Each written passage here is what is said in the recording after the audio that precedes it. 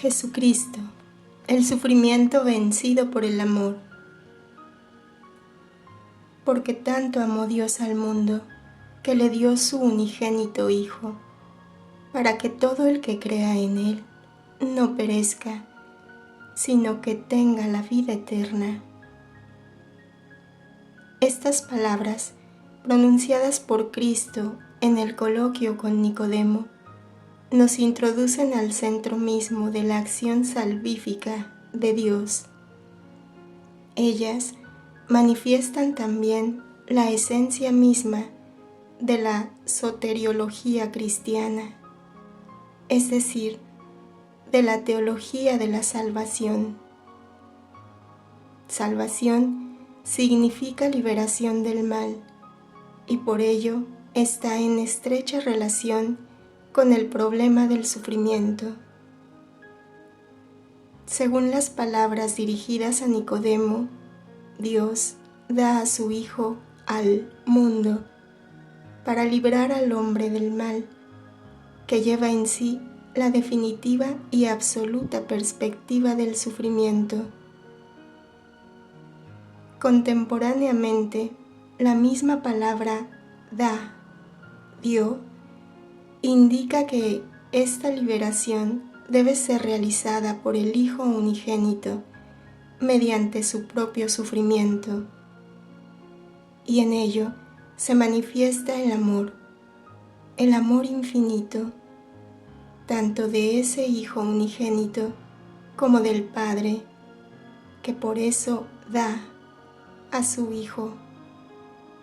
Este es el amor hacia el hombre, el amor por el mundo, el amor salvífico. Nos encontramos aquí, hay que darse cuenta claramente en nuestra reflexión común sobre este problema, ante una dimensión completamente nueva de nuestro tema. Es una dimensión diversa de la que determinaba y en cierto sentido encerraba la búsqueda del significado del sufrimiento dentro de los límites de la justicia.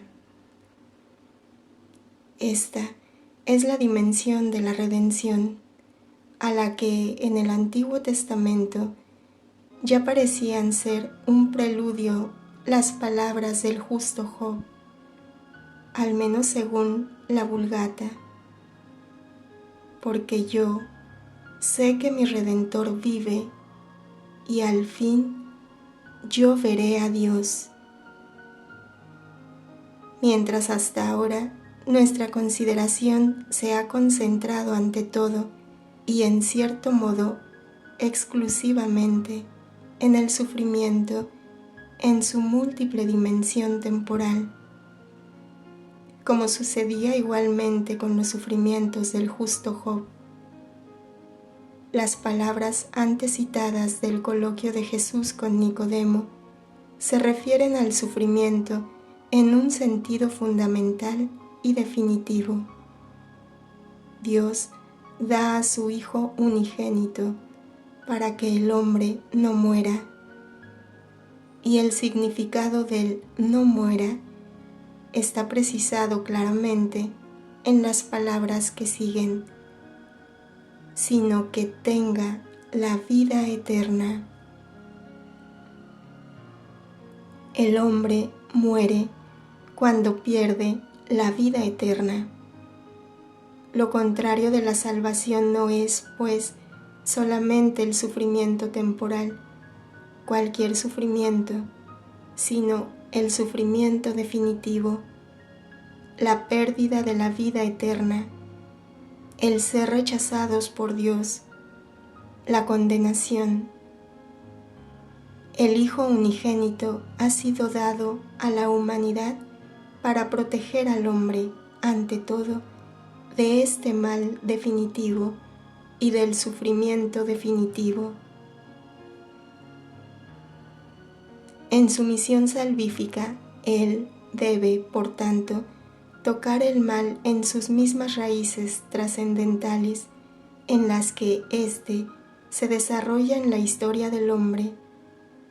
Estas raíces trascendentales del mal están fijadas en el pecado y en la muerte. En efecto, estas se encuentran en la base de la pérdida de la vida eterna. La misión del Hijo unigénito consiste en vencer el pecado y la muerte. Él vence el pecado con su obediencia hasta la muerte y vence la muerte con su resurrección. Cuando se dice que Cristo, con su misión, toca el mal en sus mismas raíces, nosotros pensamos no solo en el mal y el sufrimiento definitivo, escatológico, para que el hombre no muera, sino que tenga la vida eterna, sino también, al menos indirectamente, en el mal y el sufrimiento en su dimensión temporal e histórica. El mal, en efecto, está vinculado al pecado y a la muerte, y aunque se debe juzgar con gran cautela el sufrimiento del hombre como consecuencia de pecados concretos, esto indica precisamente el ejemplo del justo Job. Sin embargo, este no puede separarse del pecado de origen, de lo que en San Juan se llama el pecado del mundo, del trasfondo pecaminoso, de las acciones personales y de los procesos sociales en la historia del hombre, sino es lícito aplicar aquí el criterio restringido de la dependencia directa, como hacían los tres amigos de Job. Sin embargo, no se puede ni siquiera renunciar al criterio de que, en la base de los sufrimientos humanos, hay una implicación múltiple con el pecado. De modo parecido sucede cuando se trata de la muerte. Esta, muchas veces, es esperada incluso como una liberación de los sufrimientos de esta vida. Al mismo tiempo, no es posible dejar de reconocer que ella constituye casi una síntesis definitiva de la acción destructora tanto en el organismo corpóreo como en la psique. Pero ante todo, la muerte comporta la disociación de toda la personalidad psicofísica del hombre. El alma sobrevive y subsiste separada del cuerpo, mientras el cuerpo es sometido a una gradual descomposición según las palabras del Señor Dios, pronunciadas después del pecado cometido por el hombre al comienzo de su historia terrena. Polvo eres y al polvo volverás. Aunque la muerte no es pues un sufrimiento en el sentido temporal de la palabra, aunque en cierto modo se encuentra más allá de todos los sufrimientos, el mal que el ser humano experimenta contemporáneamente con ella tiene un carácter definitivo y totalizante. Con su obra salvífica, el Hijo unigénito libera al hombre del pecado y de la muerte. Ante todo, Él borra de la historia del hombre el dominio del pecado, que se ha radicado bajo la influencia del espíritu maligno, partiendo del pecado original, y da luego al hombre la posibilidad de vivir en la gracia santificante. En línea con la victoria sobre el pecado, Él quita también el dominio de la muerte, abriendo con su resurrección el camino a la futura resurrección de los cuerpos. Una y otra son condiciones esenciales de la vida eterna, es decir, de la felicidad definitiva del hombre en unión con Dios. Esto quiere decir, para los salvados, que en la perspectiva escatológica el sufrimiento es totalmente cancelado. Como resultado de la obra salvífica de Cristo, el hombre existe sobre la tierra con la esperanza de la vida y de la santidad eternas. Y aunque la victoria sobre el pecado y la muerte, conseguida por Cristo con su cruz y resurrección, no suprime los sufrimientos temporales de la vida humana, ni libera del sufrimiento toda la dimensión histórica de la existencia humana. Sin embargo, sobre toda esa dimensión y sobre cada sufrimiento, esta victoria proyecta una luz nueva, que en la luz de la salvación es la luz del Evangelio, es decir, de la buena nueva. En el centro de esta luz se encuentra la verdad propuesta en el coloquio con Nicodemo, porque tanto amó Dios al mundo, que le dio su unigénito Hijo. Esta verdad cambia radicalmente el cuadro de la historia del hombre y su situación terrena. A pesar del pecado que se ha enraizado en esta historia como herencia original, como pecado del mundo y como suma de los pecados personales, Dios Padre ha amado a su Hijo unigénito, es decir, lo ama de manera duradera, y luego, precisamente por este amor que supera todo, Él entrega este Hijo, a fin de que toque las raíces mismas del mal humano y así se aproxime de manera salvífica al mundo entero del sufrimiento del que el hombre es partícipe. En su actividad mesiánica, en medio de Israel, Cristo se acercó incesantemente al mundo del sufrimiento humano, pasó haciendo el bien, y este obrar suyo se dirigía, ante todo, a los enfermos y a quienes esperaban ayuda. Curaba a los enfermos, consolaba a los afligidos, alimentaba a los hambrientos, liberaba a los hombres de la sordera, de la ceguera, de la lepra, del demonio y de diversas disminuciones físicas. 3 veces devolvió la vida a los muertos. Era sensible ante todo sufrimiento humano, tanto al del cuerpo como al del alma. Al mismo tiempo instruía, poniendo en el centro de su enseñanza las 8 bienaventuranzas, que son dirigidas a los hombres probados por diversos sufrimientos en su vida temporal. Estos son los pobres de espíritu, los que lloran, los que tienen hambre y sed de justicia, los que padecen persecución por la justicia, cuando los insultan, los persiguen y, con mentira, dicen contra ellos todo género de mal por Cristo. Así, según Mateo, Lucas menciona explícitamente a los que ahora padecen hambre. De todos modos, Cristo se acercó sobre todo al mundo del sufrimiento humano por el hecho de haber asumido este sufrimiento en sí mismo.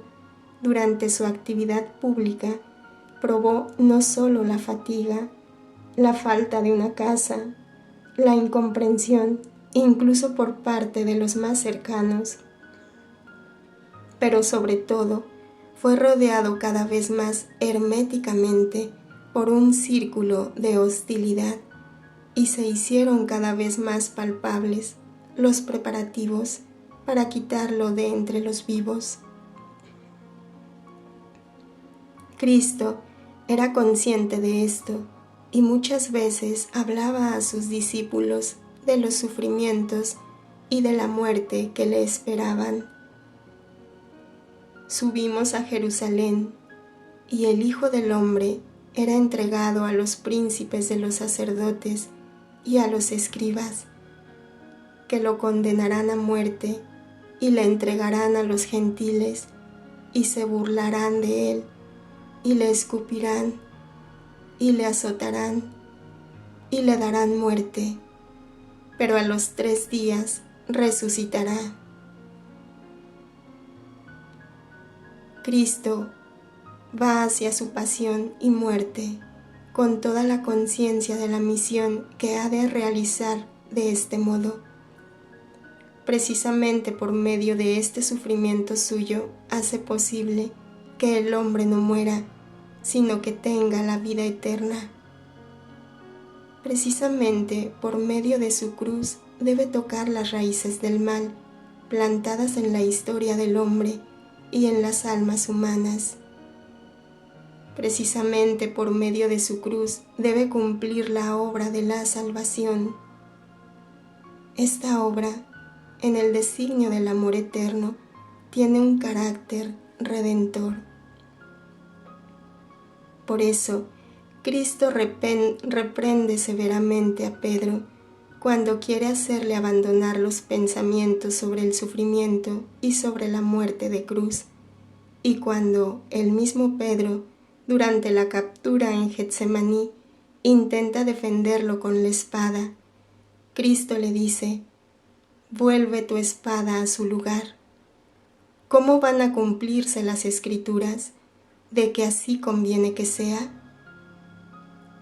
Y además añade: «¿El cáliz que me dio mi Padre, no he de beberlo?». Esta respuesta, como otras que encontramos en diversos puntos del Evangelio, muestra cuán profundamente Cristo estaba convencido de lo que había expresado en la conversación con Nicodemo, porque tanto amó Dios al mundo que le dio su unigénito Hijo, para que todo el que crea en Él no perezca, sino que tenga la vida eterna. Cristo se encamina hacia su propio sufrimiento, consciente de su fuerza salvífica. Va obediente hacia el Padre, pero ante todo está unido al Padre en el amor, con el cual Él ha amado el mundo y al hombre en el mundo. Por esto, San Pablo escribirá de Cristo: «Me amó y se entregó por mí». Las Escrituras tenían que cumplirse. Eran muchos los testigos mesiánicos del Antiguo Testamento que anunciaban los sufrimientos del futuro ungido de Dios. Particularmente conmovedor entre todos es el que solemos llamar el 4.º poema del siervo de Yahvé, contenido en el libro de Isaías. El profeta, al que justamente se le llama el 5.º evangelista, presenta en este poema la imagen de los sufrimientos del siervo con un realismo tan agudo como si lo viera con sus propios ojos, con los del cuerpo y del espíritu. La pasión de Cristo resulta a la luz de los versículos de Isaías casi aún más expresiva y conmovedora que en las descripciones de los mismos evangelistas. He aquí cómo se presenta ante nosotros el verdadero varón de dolores. No hay en él parecer, no hay hermosura para que le miremos. Despreciado y abandonado de los hombres, varón de dolores y familiarizado con el sufrimiento, y como uno ante el cual se oculta el rostro, menospreciado sin que le tengamos en cuenta. Pero fue Él ciertamente quien soportó nuestros sufrimientos y cargó con nuestros dolores.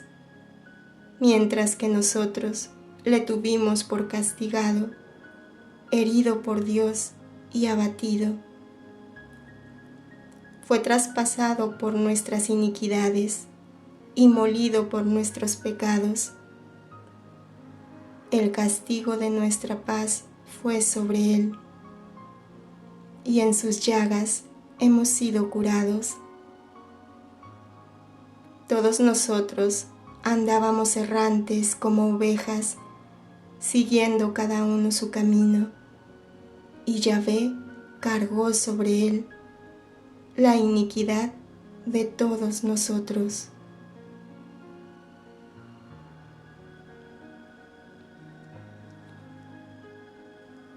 El poema del siervo doliente contiene una descripción en la que se puede identificar, en un cierto sentido, los momentos de la pasión de Cristo en sus diversos particulares: la detención, la humillación, las bofetadas, los salivazos, el vilipendio de la dignidad misma del prisionero, el juicio injusto, la flagelación, la coronación de espinas y el escarnio, el camino con la cruz, la crucifixión y la agonía. Más aún que esta descripción de la pasión, nos impresiona en las palabras del profeta la profundidad del sacrificio de Cristo. Él, aunque inocente, se carga con los sufrimientos de todos los hombres, porque se carga con los pecados de todos. Yahvé cargó sobre él la iniquidad de todos. Todo el pecado del hombre en su extensión y profundidad es la verdadera causa del sufrimiento del Redentor. Si el sufrimiento es medido con el mal sufrido, entonces las palabras del profeta permiten comprender la medida de este mal y de este sufrimiento con el que Cristo se cargó. Puede decirse que este es sufrimiento sustitutivo, pero sobre todo es redentor. El varón de dolores de aquella profecía es verdaderamente aquel Cordero de Dios que quita el pecado del mundo. En su sufrimiento, los pecados son borrados precisamente porque Él, únicamente, como Hijo unigénito, pudo cargarlos sobre sí, asumirlos con aquel amor hacia el Padre que supera el mal de todo pecado. En un cierto sentido, aniquila este mal en el ámbito espiritual de las relaciones entre Dios y la humanidad y llena este espacio con el bien. Encontramos aquí la dualidad de naturaleza de un único sujeto personal del sufrimiento redentor, aquel que con su pasión y muerte en la cruz realiza la redención. Es el Hijo unigénito que Dios dio, y al mismo tiempo este Hijo de la misma naturaleza que el Padre sufre como hombre. Su sufrimiento tiene dimensiones humanas, tiene también una profundidad e intensidad únicas en la historia de la humanidad, que, aun siendo humanas, pueden tener también una incomparable profundidad e intensidad de sufrimiento, en cuanto que el hombre que sufre es en persona el mismo Hijo unigénito, Dios de Dios.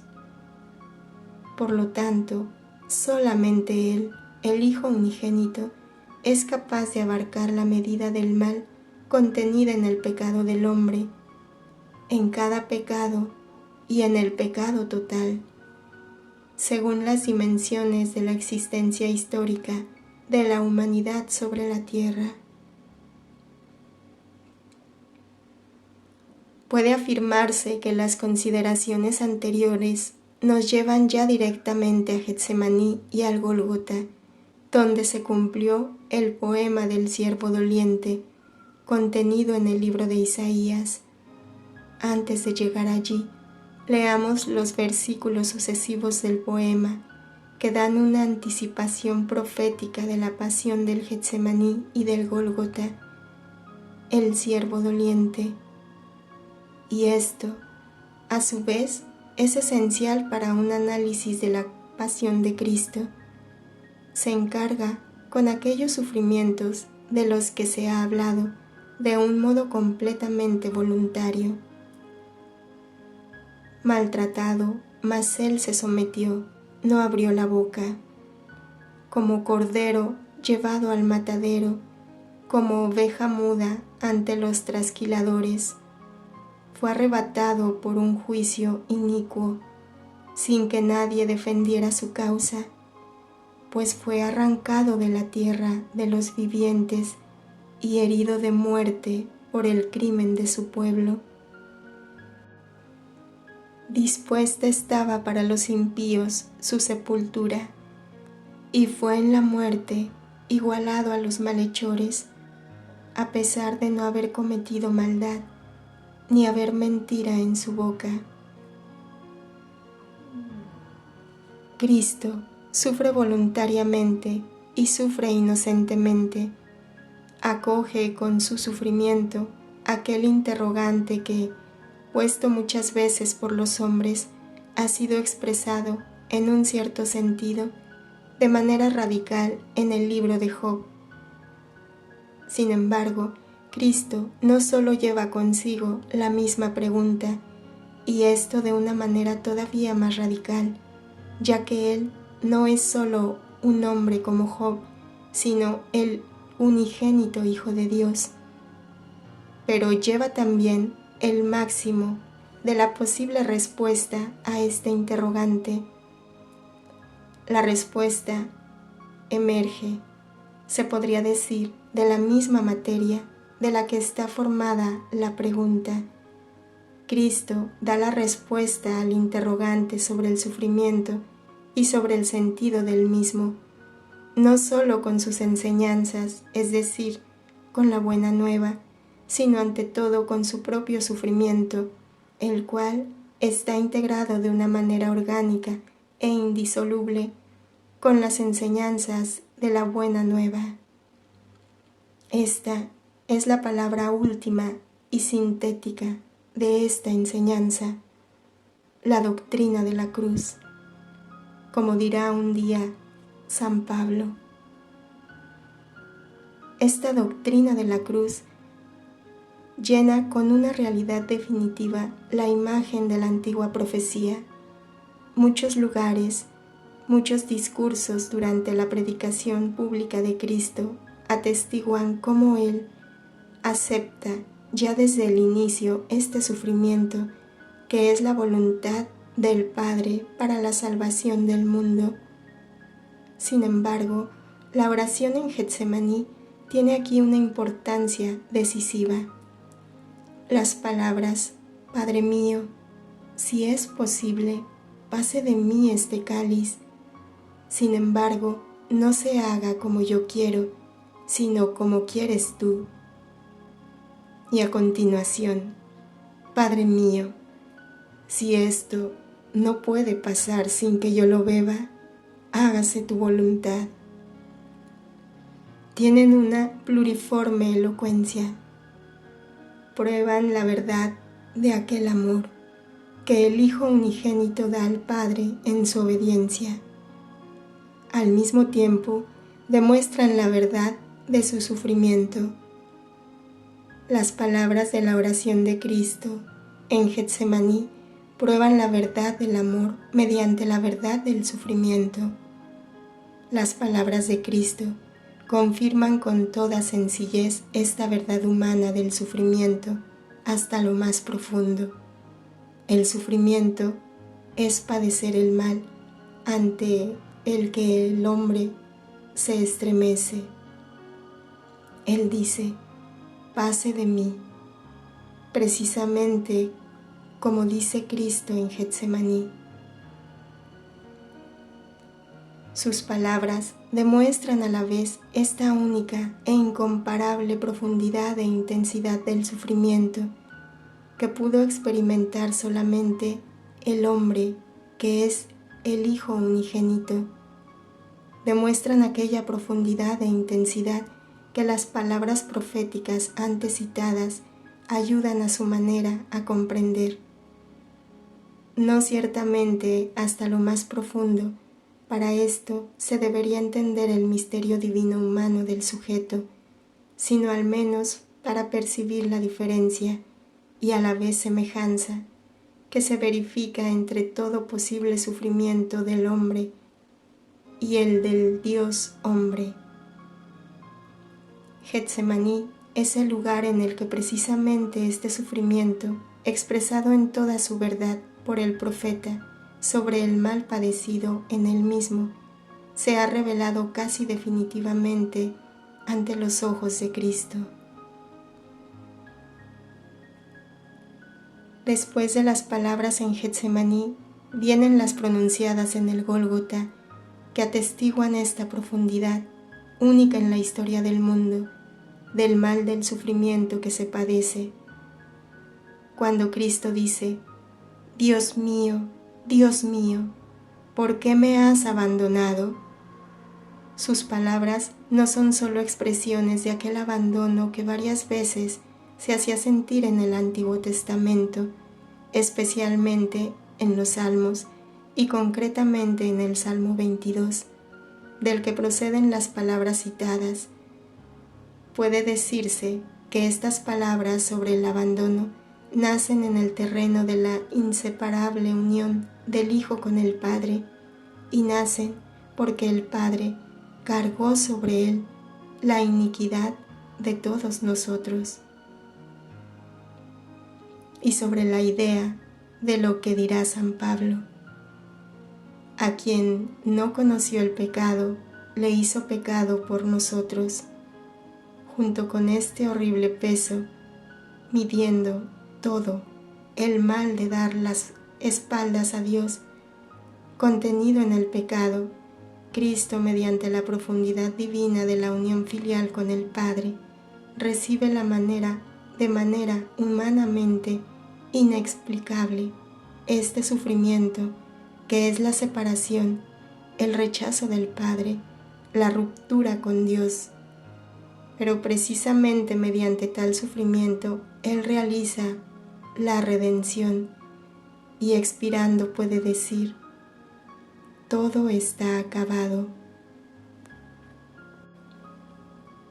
Puede decirse también que se ha cumplido la Escritura, que han sido definitivamente hechas realidades las palabras del citado poema del siervo doliente. Quiso Yahvé quebrantarlo con padecimientos. El sufrimiento humano ha alcanzado su culmen en la pasión de Cristo, y a la vez ésta ha entrado en una dimensión completamente nueva y en un orden nuevo. Ha sido unida al amor, a aquel amor del que Cristo hablaba a Nicodemo, a aquel amor que crea el bien, sacándolo incluso del mal, sacándolo por medio del sufrimiento, así como el bien supremo de la redención del mundo ha sido sacado de la cruz de Cristo y de ella toma constantemente su arranque. La cruz de Cristo se ha convertido en una fuente de la que brotan ríos de agua viva. En ella debemos plantearnos también el interrogante sobre el sentido del sufrimiento y leer hasta el final la respuesta a tal interrogante.